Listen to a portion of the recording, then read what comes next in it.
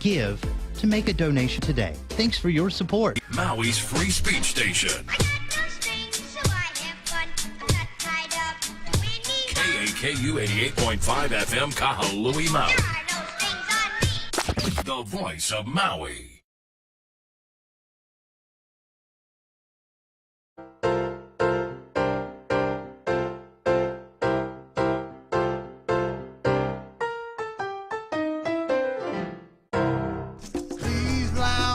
Welcome to the Neutral Zone. I'm a man of wealth and taste.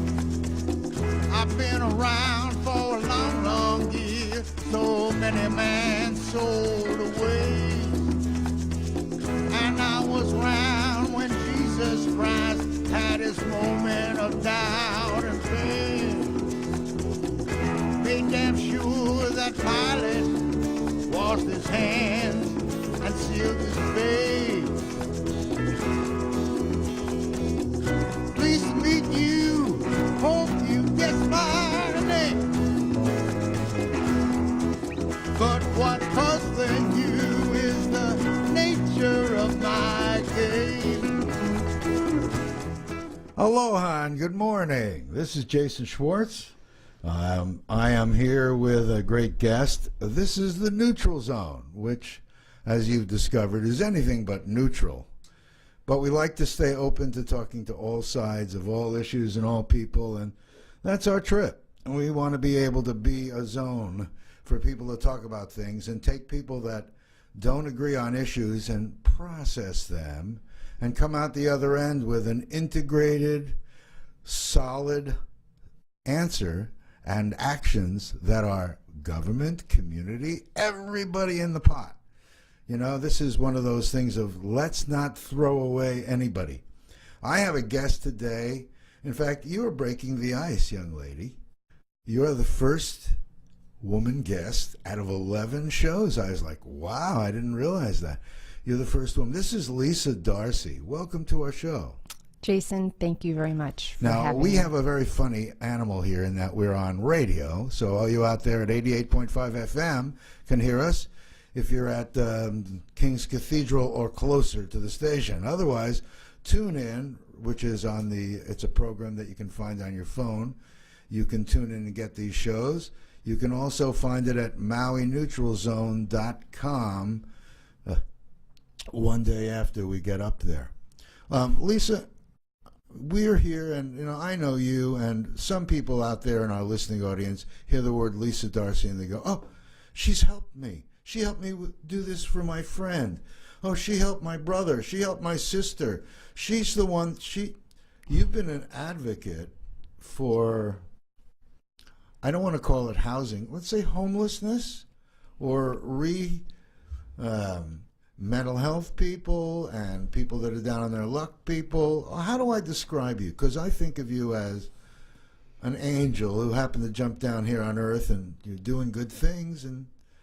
But you used to be this, you used to be. How would I describe you, Lisa? Oh, yeah. This is not something that there is a category for, which I'm trying to help create categories for. But I actually see myself as an interpreter. And the value that I bring to any position is to be able to share insights from whatever world you're walking in. And the world that I have found myself so deeply entrenched in, which is so deeply misunderstood, is the world of individuals that have become marginalized for all kinds of reasons. And to be able to interpret to someone who's never experienced their struggles, it's something that I take very seriously, but I also take very lightly. Fun. But I'm an interpreter. You sound like a politician, because when I asked to try to get I'm trying to, for our audience, I know who you are. You're someone who does great things as an angel.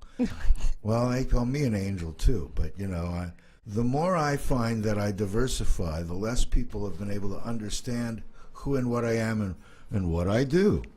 And so I think about that with you, because when I first met you, you were a counselor, and I thought you were a counselor for individuals in mental health or mental health kukua, But I don't know how these agencies work here. When you have challenges, like you said, you don't really know which door you're supposed to go through and who's in charge of this and who's in charge of that.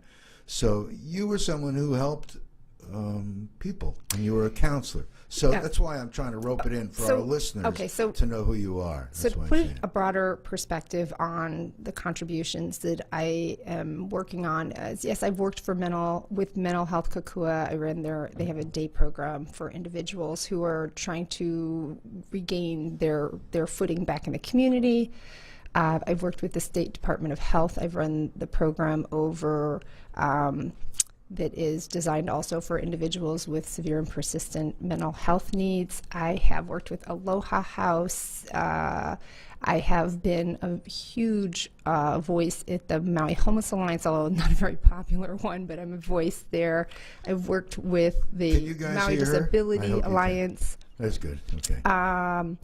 And I've worked in agencies, and I've worked with the state. And what I've realized is you tend to hit a ceiling in what you can do, because it's all of these agencies that they're doing good work are compartmentalized, and because they're compartmentalized, I feel like I only get to treat, like if you were a doctor, the left arm, when the rest of the body also might have an infection. And if you can only treat one piece of it, to me, I felt like I have to go bigger and deeper in order to get to the root cause of why we are not, as a community, networking more openly and easily, and why I can't treat the whole body and be a part of a discussion that treats the whole body. Certainly with mental health and marginalization, you need to talk about the whole person and all of their needs. So that's why I've branched off and I started ShareYourMana. Before we got into that, what I'm trying to do is,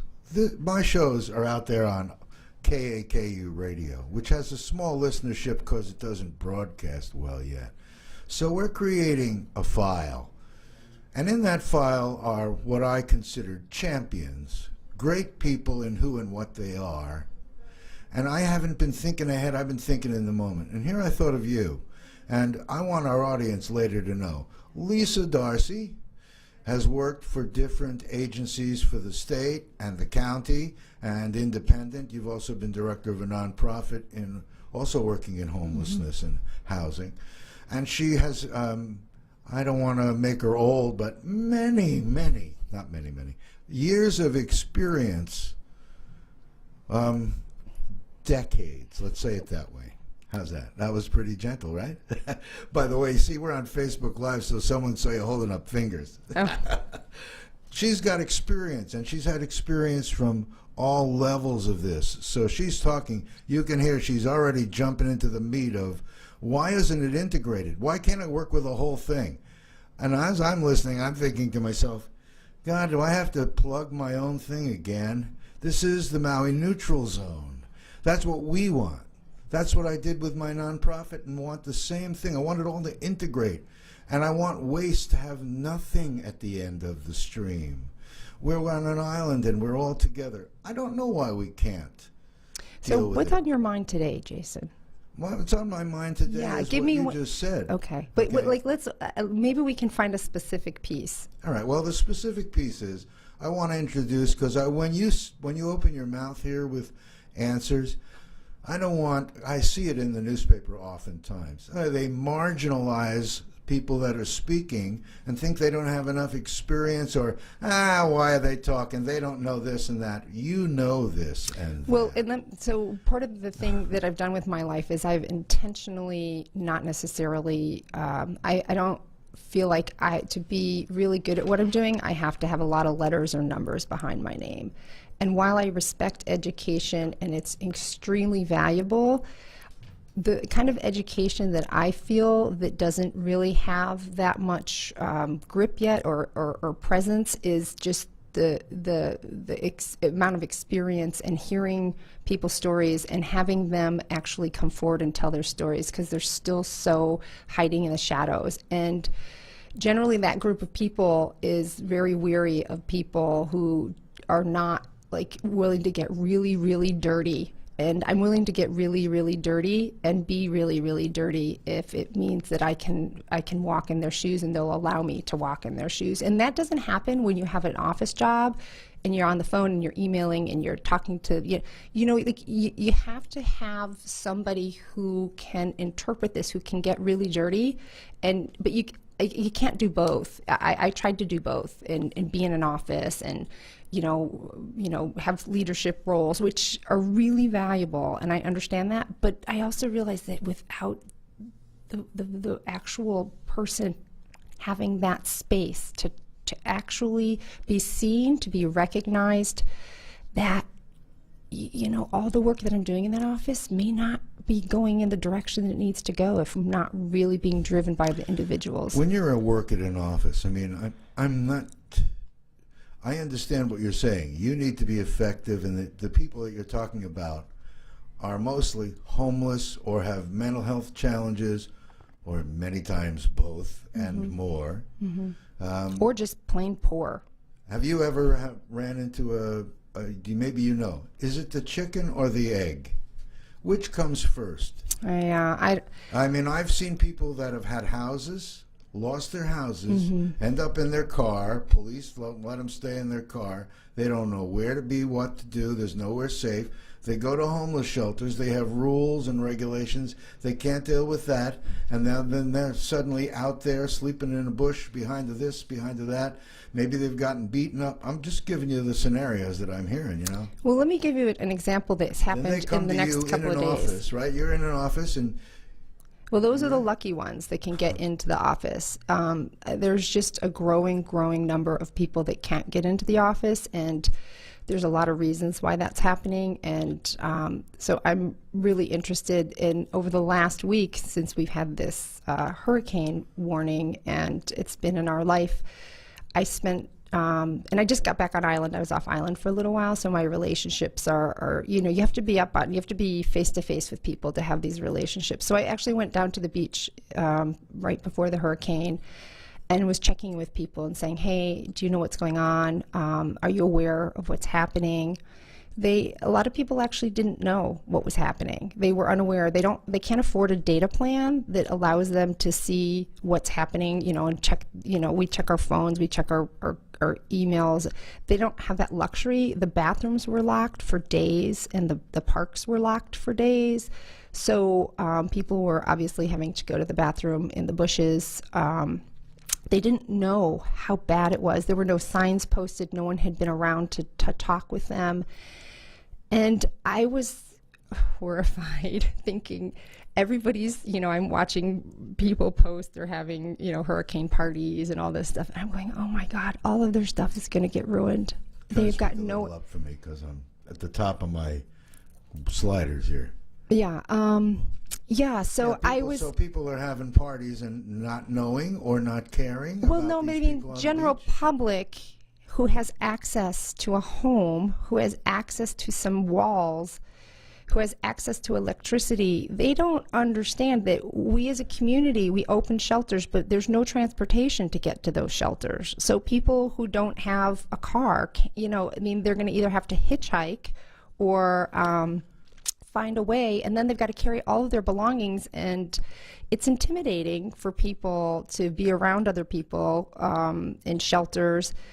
I went out just to ask people if I could drive them to the shelter. Can I drive you to the shelter? And people were weary because I used the word shelter, and they've had experiences with our local shelters.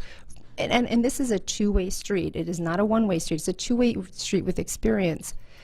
But I learned that I had to change my language, and I needed to say a Red Cross evacuation center and not use the word shelter. And that would bring a little bit more space for me to build up some trust with people to go. So you're saying, this is what I hear. Mm-hmm. The local homeless that we see all over have things they carry with them. They can't just leave them. That's all their things. Mm-hmm. They don't have anything in storage. They don't have any communication things. When things get closed down for the world, their bathrooms are taken away. They're very solutions that are on the street. So they are forced into this unusual situation.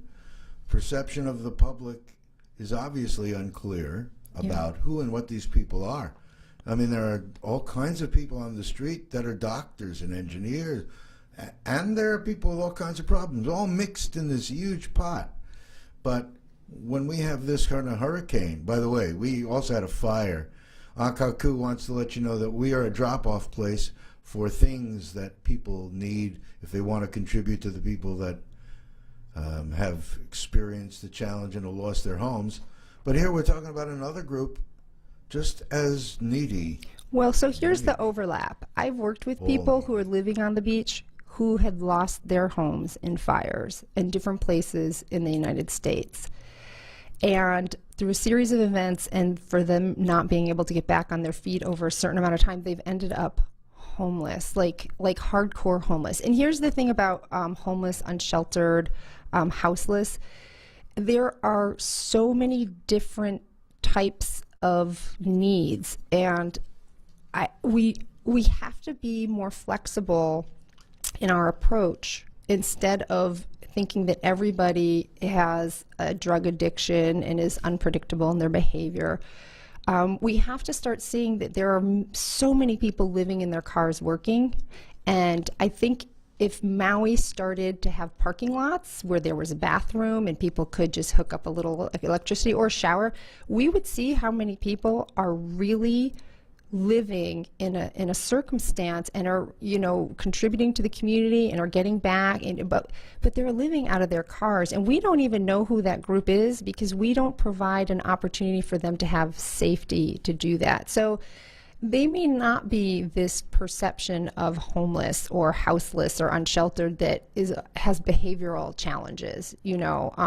Your point being that my identifying the people on the street is really not even opening the lid to see of all the people that are homeless that aren't on the street. So there's different categories. Perception that people have of homelessness and homeless people. Yeah, there's generally 3 categories, and one is chronic, which is you know, maybe somebody who has a drug addiction or really is just unable to function well. And those are the people that have a lot of needs, and physical needs and mental health needs generally as well. Then you kind of have situational. You have people that go back and forth in and out of homelessness. Maybe they have mental health issues and they can be stable for a little while, or maybe they're in construction and they get jobs and then they don't get jobs. I've seen quite a few construction workers that are living in this state of, you know, I got a gig, then I don't have a gig. And then there is the I have a house fire, or there's or people get a divorce, and one person ends up on the short end of problems, and the shelter is somehow not appealing. What's not appealing? I mean, I can imagine. I know people that had houses that weren't homeless in different categories that also just have a real arm's length from going to a shelter. Well, I would like to come back with somebody who's gone through an experience, but and it's, I don't think that anything's wrong with the shelter, but what I like to say is that we need a more diversified approach to actually helping people in living. When I was working with a task force, so I said to somebody who was on a task force to solve this on Maui a couple of years ago, and I said, have you ever been into what we provide here, the two programs? And he said no. And I said, well, you should probably spend a couple of nights, just, you know, take a backpack and try it and see what it's like. I said, if you're going to represent a group of people that are using this, and I said, you need to go in through intake, you need to go in through all that and see what it's like. Well, yeah, that didn't happen. Didn't do it? The person didn't do it, and I think thought of it actually overwhelmed them. And I said, you've got to understand that, you know, this happens to people, just normal, everybody. You know, it's not like you just end up in a horrible chronic state. I mean, this is things in your life dissolve slowly, painfully in front of your eyes, unless it's a mental health issue, which can just really kind of crash down, or a physical problem. If you have physical health and you lose your insurance and you don't have, you know, people are kind of like, oh, we tried to help them. And there's also this strange paradigm that people are not trying. You mean there's this perception that people aren't trying? Yeah, and there are some people that have given up, absolutely given up. Well, when we say not trying, then we start to look back at, okay, what kind of jobs can you find? So you can work full-time at a job and still be living in your car because Right. the jobs aren't paying enough money. Right, And some of the people, that's why I asked about the chicken and the egg. right. You might get up and say, I don't want to do anything, I've had it. But that could be because you've gone 9 months to all the agencies, all the these, all the those. Someone bumps you in your car. You've been holding it in for 3 days because you can't go to the bathroom. I mean, I'm just Right. pulling out of the... But that's what I see. Right. When you sit down and speak with people, there are fantastic people and resources out there. Right, right. Which is why I go back to thinking that, you're in all these alliances and all these brain trusts to figure this out. I don't know if this is a top-down solution. I had 2 people on this show. One guy has gone through the process a lot, and he talked about process and agencies. His name is Ron Fogel. You probably know him. You may have met him over time. And the other guy was Brad Kosman, who housed 28 people, homeless people, and all kinds of people in Kihei, until one of the neighbors didn't like it. I mean, it's the NIMBY thing. Right. And also the people involved start to feel comfortable and have ownership to this we solution camp. We have to find a way, I think, to take someone who has an all-inclusive approach and a varied approach and put this out in public view where we can all say, okay, I'm public, that's my role. That's my role. You do it. You get out there and involved. I'm a big fan of the fact that these agencies are so overwhelmed with the number of people they have to serve. Even if they had resources, they're all taken. Even if they want to help someone, after a while they get gritty and difficult, and they don't know if they're coming or going. There's a Netflix thing called Orange is the New Black. I don't know if you've ever seen that show. It's about women in prison. But when you go through that and recognize bureaucracy, I can talk to people and they say, oh, no, that's not what it is. But sadly, bureaucracy is looking at its numbers, and how do we...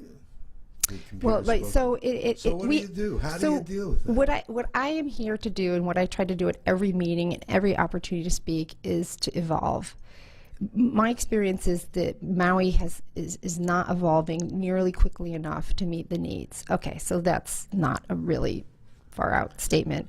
No. And what it's important for people to there's some really pieces hear. that have to happen if Maui's going to turn the canoe. And one is that there's got to be a larger outreach. I've said this for years. I've been an advocate for people who go out, and like what I do is actually just walk around in the bushes and go walk around it and build relationships. You're brave as a woman. I don't know if it's going out brave. Well, I can tell you, Yeah. most people would find it difficult to Well, that's because they go out don't and know the outreach in beauty that that's way. out there either. Okay, They only well. see these and they have a bad experience, and those are legitimate bad experiences. But there's a whole skill set you can bring. I have been in places where someone has come up to me and said, you need to get them out of here right now.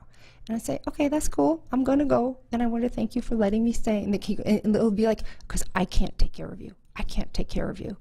And to me, that was so beautiful that whatever is going on inside of him or around, that he's aware, whatever it is, he's saying, just go. And I said, that's great. I said, wonderful. So you have to have a skill set to do this. You can't just be a do-gooder and say, oh, I'm going to go out. And you have to have a skill set. We need trained, skilled individuals that know how to manage different situations, go together, but we don't have that. We haven't had it. And as many trained individuals as we need, I'm trying to reach out to the public to say, you don't have to be trained to have some food and help someone. Well, that's true. You don't too. have to be trained to show compassion. You don't have to be trained. So I think Maui has tons of compassion, and I really do, and I've seen it. However, we don't have the conduits to change the compassion into the action that needs to happen, or to actually create the change. It gets blocked. and there aren't these paths. And I do it one-on-one and with small groups because I'm a one-person army. And I picked up stuff from a gentleman that I met a year and a half ago in the point in time count. Well, it was longer than that. He now has an apartment. It took a year and a half for him to get a place. And I had somebody who I know who donated pots and pans, went to Target and bought a kitchen set because he get keys to a place, but he got nothing. So I actually picked up dishes today. I'm going to drive them to his house. Okay, we need a lot more of those conduits for the community to be able to pitch in. And we don't have those because it all goes through agencies, which is exhausting. Or like here, I'm this kukua, you know. Well, and you know, they only need certain things now because they've got an overwhelming amount of donations. And so they've already got so much stuff that you should definitely check the website, see what they need versus just dropping anything off. If you can see a website, where would this is the Akaku.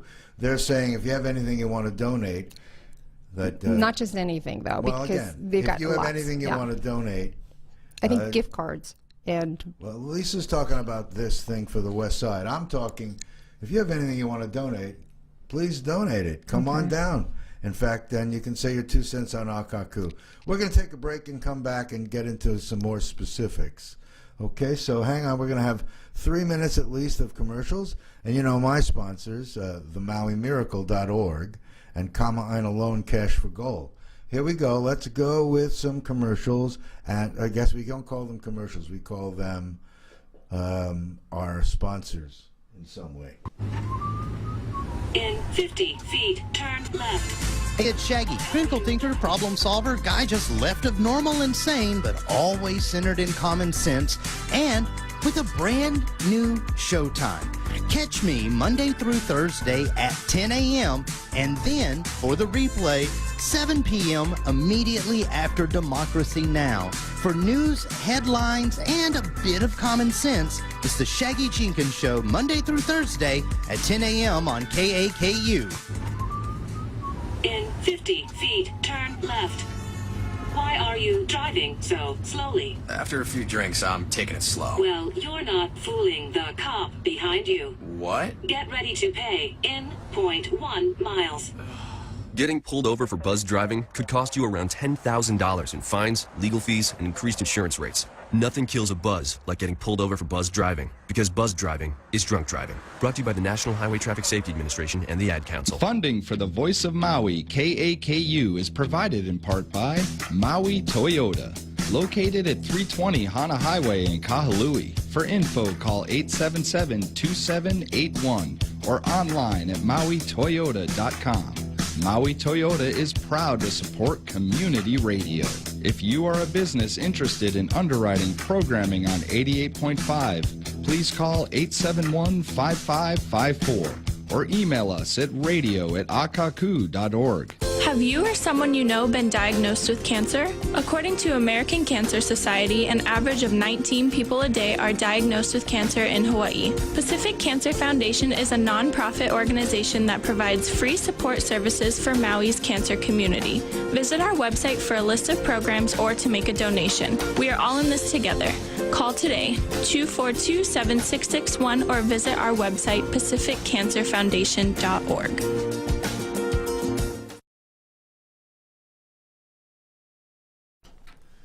They may be done with commercials. Oh, maybe not. We'll find out soon. I'm back here with Lisa Darcy here on the Neutral Zone. I'm Jason Schwartz, and we're on 88.5 FM KAKU, which is Kaku. You looking for a pen? Looking for a pen. We just got a little help on the donations. We need baby clothes and baby formula and non-perishable foods and water that's bottled if you have it. And Lisa, you were just mentioning you had a nonprofit, and when people bring donations, sometimes if you have excess donations, it can create a problem because now you have extra work. Well, yeah. So I've been watching and participating in the way that people are generously helping out everybody affected by the hurricane, and I know from experience that when the people will rise to the occasion, and that there is, like I said, Maui has a lot of aloha in that capacity for looking out for everybody else, and that when you say, hey, we need things, that you can end up with a lot of stuff, and it's really important, and I'm glad that they're saying now that like gift cards, baby clothes, and formula, and water, like getting really specific, because otherwise you'll just have containers and containers, and then, you know, what do you, then you're gonna, it's just time and energy that you want to, you know, be putting towards helping people and not just sorting through clothes. And I don't know, there's so many wonderful people that will do that, but you know, like I said, I've been through that before. Let me ask you a question from way out here. Do homeless people vote? So, you know, I am really, really interested in getting away from the word homeless, first of all, because there are people that are houseless, there are people that are unsheltered, there are people that are... Why don't you like the word homeless? Because there has been a massive stigma over my experience that when you say homeless, it goes straight to a person sitting with a bottle on a sidewalk drunk. And there's this image, and that is only a very small portion of people that are in need and without shelter and without or living in a car. So is living in a car homeless? Yes. Yeah. Well, some people would actually say no. They're actually got somewhere they can sleep. I mean, it's weird what happens. I'm the public. I'm defining it as anyone that doesn't have a place that they can go home, close the door, and have a house. You can say houseless. I'm not trying to define them. Right, really or people that are just living on someone's couch, you know, or... Yeah, a lot of people don't go into any categories because someone's helping them. Well, and because they're just like, okay, maybe next month I'll have enough money and I'll get a, you know, I mean, it's just, you also, people are very hopeful, like, okay, maybe I can just get a little, you know, maybe if I just get a hand up, or maybe if I just do this, and... Yeah, it just, with the cost of living the way it has gone in the last couple of years on Maui, I see this as only getting much more severe. Are there any agencies we can direct people to that are having challenges, or are there ways to do this? I know there's a thing that you're forming that's sort of independent. I'm happy to hear. Yeah, ShareYourMana, and I've done this, and again, I stepped away from having a really significant and helpful experience with Ho'omoana, and being able to work on a level politically to inspire people to look and to learn about this very large issue, versus just seeing homeless as being somebody drinking on a sidewalk. But I stepped away. Ho'omoana, it was a foundation, a foundation that was focused on these issues that you were well, it's a very specific issue, which is the individual who founded it is interested in actually kind of making alternative living style, which would be campsites, and the public, of course, has weighed in on this, and it created a lot of good dialogue and a really energetic dialogue. That's nice. You mean the NIMBY problem?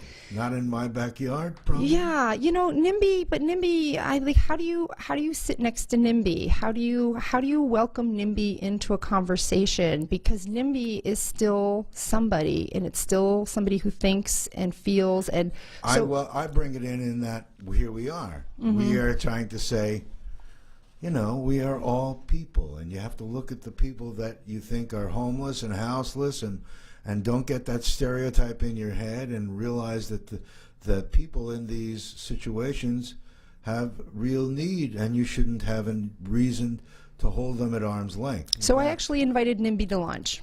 I have had NIMBY come at me, many times. And now that means she sat with the angry neighbors. Very much so. Okay. And I looked them in the eye and I said, when this is all done, we're gonna be on the same page with something. And we're gonna do this. And you can insult me, you can, you know, criticize me, you can do whatever you want, saying I'm Was that happening? Oh yeah. Why are they making it personal? They don't understand. And I can't be angry with people that don't fully understand, but I can be a little frustrated when people are not willing to try to understand. So there's a there's a difference there too. So it's important to sit with people that have and have never experienced this and help them to understand.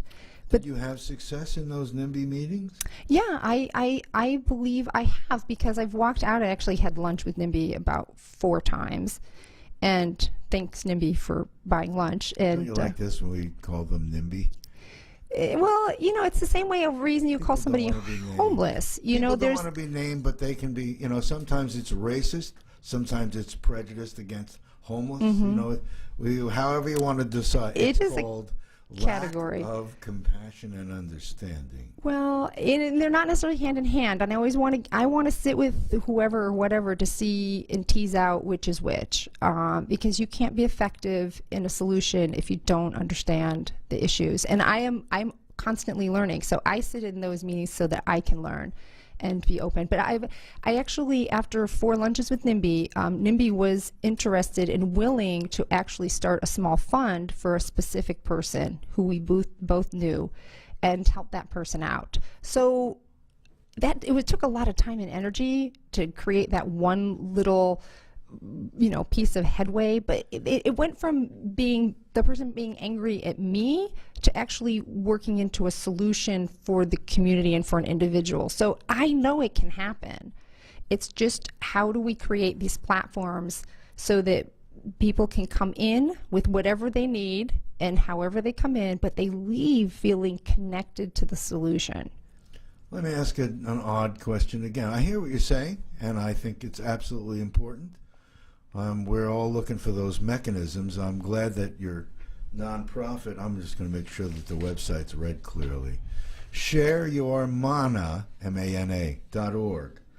Here in Hawaii, we know what mana is. I guess everyone should know it from the Bible, those that read the Bible. But that means share. What does mana mean here to you? So when I talked to some kapunas and some Hawaiian descendants and researched it, a lot of the Hawaiian language is contextual, as I understand, and I am not perfect at this, but the whole point of it is, it's your spirit, it's your divine power, it's your mana, your essence, your energetic center. And it's a way that you authorize yourself, and the goodness in you is how I understand it. And I think that gets lost, and I'm a big fan of evidence-based practices. You figure out, okay, 22 people need this to get this. You know, I think everything in life is an equation, but there is this piece that is non-equational to, I can't actually create the equation, but it's your mana, you can call it many different things around the world. People call it their power-based, their spiritual. If you don't want the compassion component, and it's got to be activated. It isn't just about sitting around and wishing good things. It's about, and A Cup of Cold Water does this, which I love them. That's a group, Cup of Cold Water. Yeah, here on Maui, and because they're like, okay, you prayed, now get up and go do something. You know, it's along those lines, and I've always respected them. And so so that's the mana. So it's also about just being seen, and this group of people, which is getting bigger and bigger, we walk by them. We who have things can walk by people. You don't even see them. I go to walk down the street with somebody and go, did you see that person? They're like, oh, I didn't see him. And it was like the person was sitting right, like, did you not notice that? But they noticed the nice car or something. Like, we're trained to look at certain things in a certain way because of habits.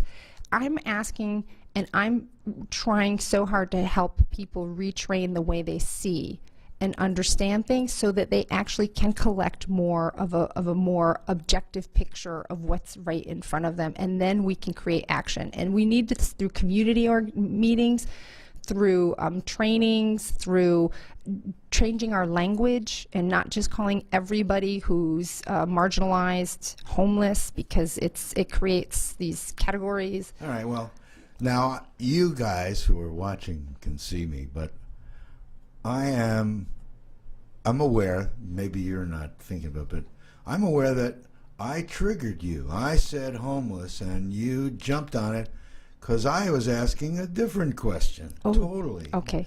My question was, do homeless people, houseless people, marginalized people vote? Because if they don't have they have to register to vote, have an address. Right. Have anything been done about those kind of things? That's why I'm asking. No, I can't even get to that. I'm getting to it because if you want to see change happen, you vote. If people are sitting on the sideline and we say, oh, look at that, 36% of Maui people voted. That's up from the 24 last time. It's like, excuse me, if you want to see things happen, vote. And so I'm looking at the poor, downtrodden. Last week we had the Hawaiians on. And the thing is, you may be Hawaiian, but you also hold the power of a vote. Did you realize that you could vote and actually help move things forward? And that's why I'm mentioning it. And I'm mentioning it here specifically. Right. You're looking to create drop-off points, for showers and taking care of knick-knack things they need to do to be able to deal with each day. Is there a mail thing? Have they figured out some solutions? No. So there's no voting. There's no getting out of that spot. And I'm going to, I respect you, Jason, very much. So when I hear a question like that, it also comes from a position of being privileged. You and I are extraordinarily privileged in that we have places we can access. We have transportation. So I'm still trying to fight the horrendous, amounts that the bus could go, the fares can go up and things like that. I'm just trying to help people even get a bus pass. Forget necessarily even having an address. No, yeah. You're in the trenches, and then when you said you respect me, I respect you. But what I also really am looking to do is try to let the public know just how many of these things that we, Mr. Privileged, I have a place to live, but most of the people have a place to live that are listening to this. But they have to understand just how challenging in so many areas for the very basic, easy things that aren't there. Like, qualify to get a bus pass.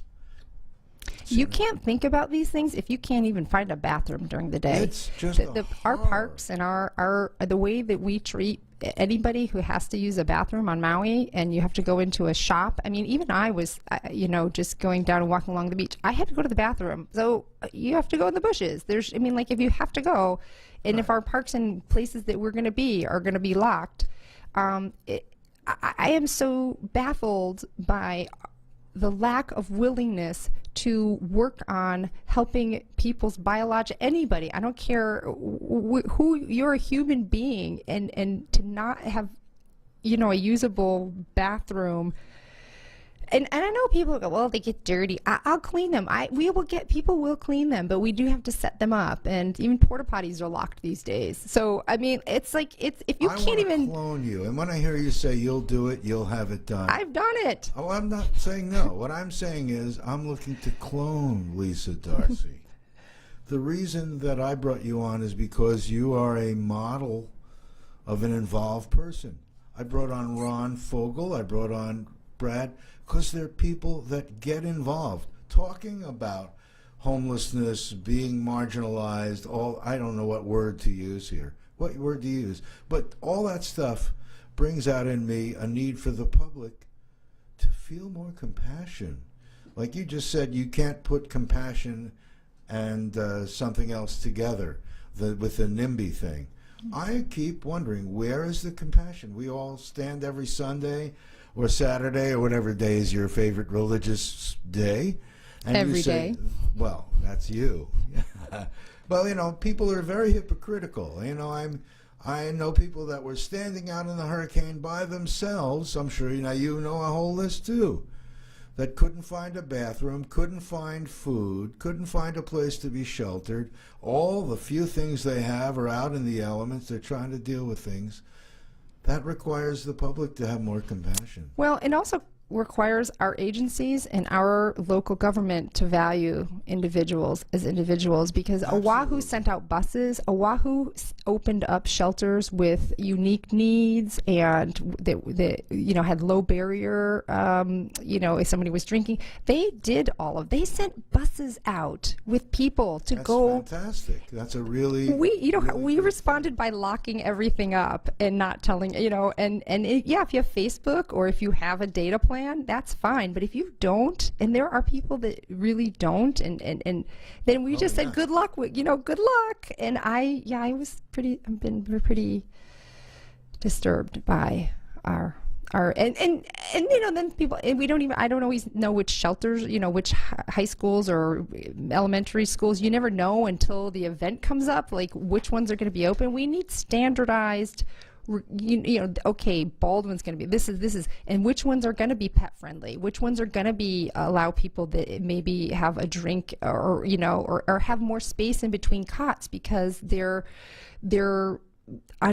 really unable to function really close proximity with a lot of other people or people they don't know. They have anxiety. They have enormous anxiety. And if we don't have anybody, and we don't have these things set up before the event happens, this is just basic life stuff, then people won't and aren't going to access it. If we don't have a bus or a van or people saying, hey, I'll take you up there because the buses don't go there, I mean, like, these are just basic things that I think we have to structure. What if we had private people? That's why I'm going to the public again. Yours requires money. It requires hiring someone to do it. But if people recognize and have compassion, they can reach out. That's my thing. And so you're here to try to destigmatize and tell us what we can do as an agency. But I am constantly, I hope I'm not battering you, but I feel like I am constantly at the public to reach out of their comfort zone. Yeah. And have compassion. No, and there are, like I said, I never would have been as involved in this issue, except suddenly someone I knew for many years was in this circumstance. Mm-hmm. And it's now been a decade that she's been challenged. And I am beside myself when I reach out to the public and I say, many of you there are helping, but we need more. Just like we need more people to vote. And that's, again, why I brought up voting. I'm looking for people to be involved, get engaged, make believe you're not neutral. This is the neutral zone, but nobody is neutral. This is an unneutral statement, then. You and I are asking people to set aside their prejudices and their stigmas. Yes. And see people as just actually human beings. And if you're unable to do that because you've had an experience and you think people are just taking off the system, and there are people that are just taking off the system. There are. It happens. Of course it happens. But if you see everybody in that light, then you're actually part of the problem. And we really do need people to, but I don't even say I'm not putting this just on somebody to wake up one day and go, oh, I feel compassionate. You got to be stimulated by something that inspires you. And I'm actually part of a women's prison mentoring group, and we had a meeting the day the hurricane was supposed to hit, and I was talking about what I think needs to happen, because they were asking me how I was feeling. I told them, I said, I'm shaking because I know people are writing this out in the woods and in the bushes, and I find like I'm having trouble breathing. I can go to a house and I can do this, but I know that they don't. Anyway, so one of the gentlemen just said, do you need help? I'll go and I'll drive people. He didn't just wake up one morning and say, oh, there are people in the bushes, I'll go. It was because I shared that. So I have a responsibility. All of us have a responsibility to share the needs. And then that's when people, I think, get inspired, and compassion can also be inspired. I'm glad that you have those kinds of experiences. I have had stories just told to me repeatedly about the cold shoulder. It's hard for me to say it a lot, but it just is the truth. I mean, I repeat it because it may be our society is just getting so standoffish from challenges, or somehow desensitizing through not being belly to belly. We now have computers. We can sit in our room and never see another live human being. But compassion and getting involved. You see a problem? Get involved. I mean, I know that's what you do. I know that's what I do. So part of, like I said, with the thing that I want to really inspire people is their language. How do I get involved? just start asking people, train us again to learn to ask a question. How do I get involved? What does it take to be involved? You can just talk to anybody. What does that look like? How do I do that? What is it? We just have to really challenge ourselves every day to ask 5 times, how do I get involved? What does that look like? And that can open up so much dialogue and solutions. But you have to have a thick skin. You have to have a very thick skin. This is not, this is for people that, can learn to professionally put things aside, not take things personally. Well, see, even have good therapists. You better have a very good therapist. Well, but see, even as you're talking about it, I'm thinking you're jumping into the deep water with houseless people in the bushes but there are people in their cars. There are many people that many of us know, and we know that they're living in their car. The North Shore was littered with cars and people in their cars hunkering down in all kinds of places where... But I'm just saying in general. I mean, that's the kind of compassion I'm talking about. When people we know are working and living in their car and have 2 kids in daycare, and I mean, I know a guy working at a restaurant and he has his kids because his wife is in prison. Mm-hmm. He has his kids in the back of his truck each day. Those kids are selling drugs for their extra money. Right. And he's working hard, and he's living in the truck, and things go on. I mean, it's just crazy.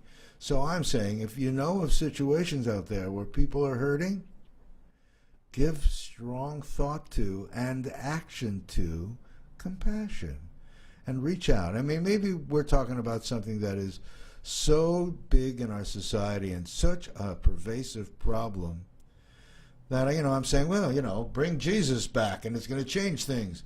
People have to walk this talk. We've all been talking about goodness and no prejudice and all these things. But now here is a chance where we can actually do something. And on an island, we'll see the difference. I always wondered, I don't know why or where it fits into this conversation, but maybe you can tell me. We have a homeless problem. We have a houseless problem. However, I don't know the word. This is an emergency condition. Mm-hmm. When I go down Alamaha Street in Kahului and I see there's no one there, I say, "Oh, wow, there's no people there. That used to be homeless." Oh, there's a couple. They keep sweeping things off the street. Yeah. How about emergency? You talked about when the hurricane comes, knowing how to put the cots so far away from each other. Why isn't this a condition of emergency? I like to as a standard procedure. We're allowed to say balls, so I'm going to use the word here. Why doesn't the mayor have the balls to declare an emergency? Who is it that declares an emergency? But this is the thing. This is an emergency. So there have been many emergencies declared, but what are the outcomes of those? Well, that's what I'm asking. Right. Well, my objective experience compels me to say there are not a lot of people in some of the most critical positions that have a significant base of education and experience in order to drive a vision.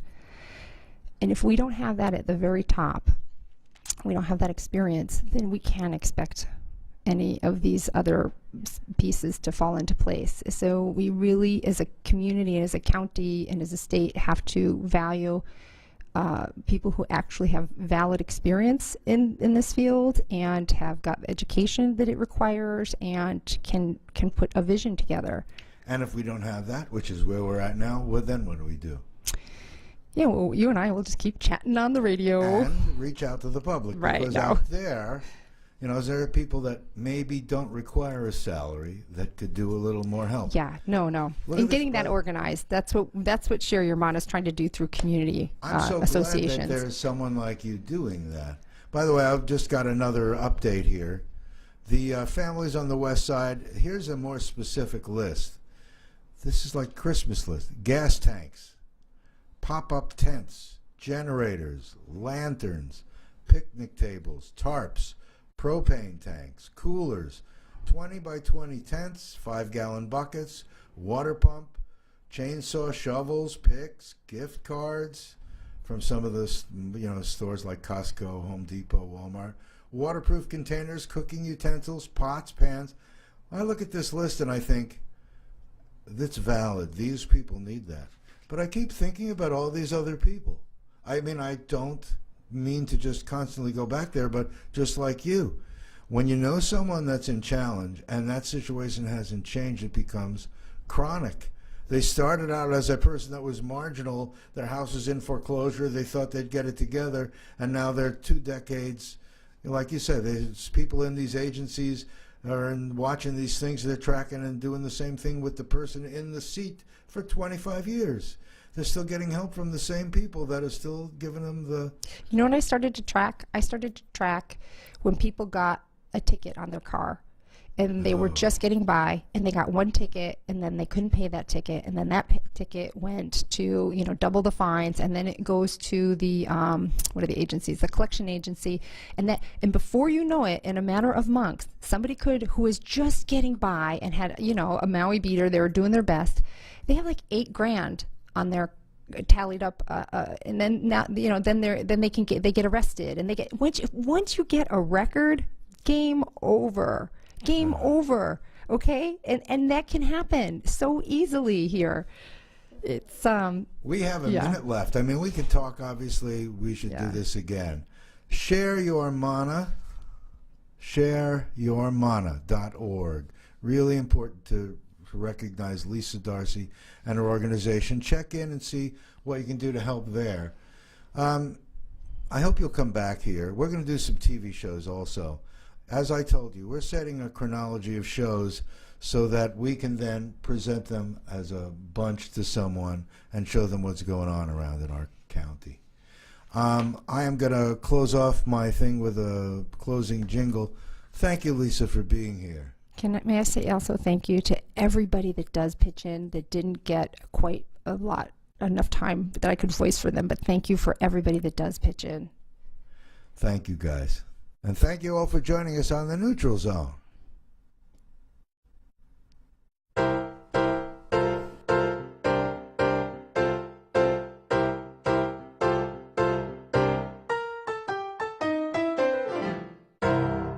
I'm a 40-year-old man that walked in there to get his high school diploma. It was very hard for me, but Miss Araceli, she gave me direction. At age 47, Marco finished his high school diploma.